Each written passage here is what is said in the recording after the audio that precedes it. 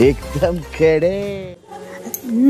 नमस्कार मैत्रिणींनो, तुम्ही माझे लग्नात नववधूला उलटे मंगळसूत्र का घालतात, लग्नापूर्वी वधूवरांना हळद का लावली जाते, हे व्हिडिओ तुम्ही माझे पाहिलेच असेल। जर पाहिले नसेल तर अवश्य पहा। तसेच आज मी तुमच्यासाठी नवीन व्हिडिओ घेऊन येत आहे। लग्नात कन्यादान का, कोणी व कसे करावे याची माहिती मी या व्हिडिओमध्ये देणार आहे। चला तर मग आपण व्हिडिओला सुरुवात करूया।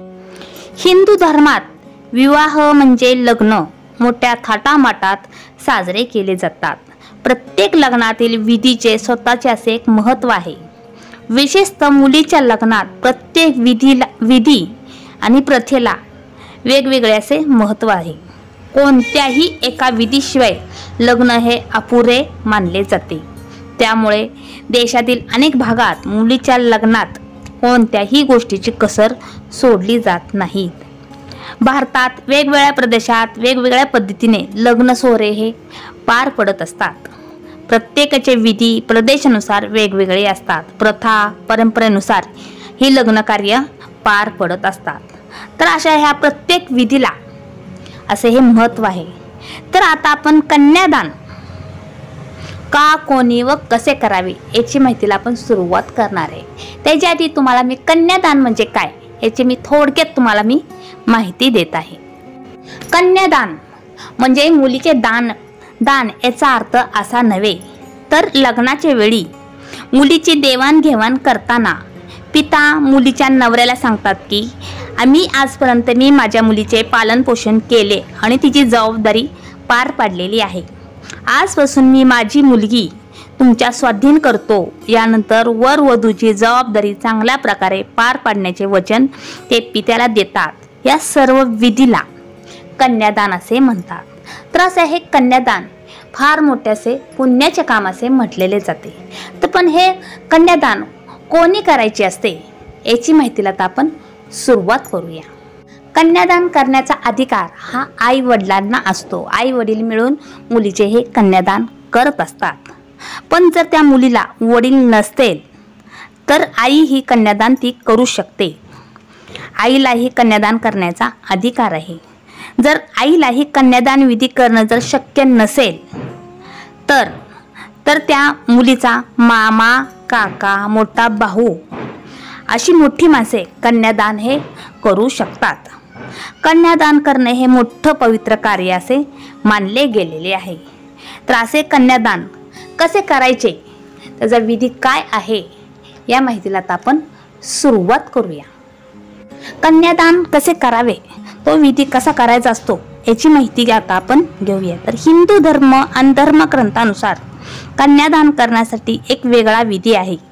सर्वप्रथम मुलीची आई मुलीला हळद लावून हात पिवळे करते। यानंतर मुलीच्या हातात गुप्त देणगीचे पैसे आणि फुले ठेवून ती संकल्प बोलते आणि वराला हात देते। यानंतर मुलाकडून जबाबदारीने मुलीचा हात स्वीकारला जातो आणि मुलीची जबाबदारी चांगल्या प्रकारे पार पाडू अशी ती शपथ घेतो।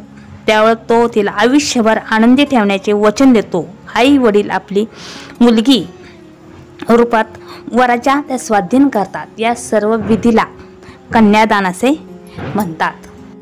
तर आता आपण कन्यादान हा विधी कसा करायचा ते आता आपण पाहिलेलं आहे। तर कन्यादान हा विधी का करायचा असतो ते आता आपण पाहूया। तर हिंदू धर्मात विवाहाला पाणीग्रहण संस्कार मानले गेलेले आहेत, ज्यात आपण मुलाला विष्णू आणि आपल्या मुलीला धनलक्ष्मी आपण मानत असतो। कन्यादानाचा अर्थ आई वडील आपल्या घरची लक्ष्मी आणि संपत्ती आपण मुलाला देत असतो आणि तेव्हापासून त्यांच्या मुलीची जबाबदारी तिचा नवऱ्याला निर्वहन करायची असते। आपल्यात मुलीचा हात सोपवताना आई वडील अपेक्षा करतात की आपली मुलगी सासरी सुद्धा अशाच प्रेमाने आणि सन्मानाने राहावी, जे त्यांच्या घरात तिला मान मिळावा, म्हणून हा कन्यादान हा विधी केला जातो। हिंदू धर्मात मानले जाते की जेव्हा आई वडील कन्यादान करतात तेव्हा माहेर आणि सासर दोन्ही पक्षात सौभाग्य येत असते। हे दान केल्याने अर्थात आपली मुलीला दुसऱ्याचं नवीन संसार देण्याचे सौभाग्य प्राप्त होऊन आई वडिलांसाठी स्वर्गाचे दार उघडतात। म्हणून कन्यादान हे सर्वात श्रेष्ठ दान असे म्हटलेले आहे. हिंदू धर्मात कन्यादानाला महादानाच्या श्रेणीत ठेवण्यात आलेले आहे. यापेक्षा मोठे दान कोणते असूच शकत नाही. धर्मग्रंथात सांगितल्याप्रमाणे शास्त्रात सांगितल्या विधीनुसार कन्यादान पूर्ण होते तेव्हा मुलीचे आई वडील आणि तिच्या कुटुंबांनाही शुभेच्छा दिले जातात. शास्त्रानुसार वधूच्या दानानंतर तिचे माहेरचे घर हे तिच्यासाठी परके आणि सासरचे घर हे तिच्या स्वतःचे होते. असे हे कन्यादानाचे महत्त्व आहे. तर प्रत्येकाने कन्यादान हा विधी करावा. तर असा हा कन्यादान विधी प्रत्येकाने हा आवर्जून करावा आणि आपल्या मुलीला भरभरून आशीर्वाद द्यावा. तर असा माझा छोटासा व्हिडिओ कसा वाटला तो कमेंट बॉक्समध्ये मला नक्की सांगा. असेच नवीन व्हिडिओ पाहण्यासाठी तुम्ही माझ्या चॅनलला सबस्क्राईब करा आणि व्हिडिओ लाईक करा. धन्यवाद.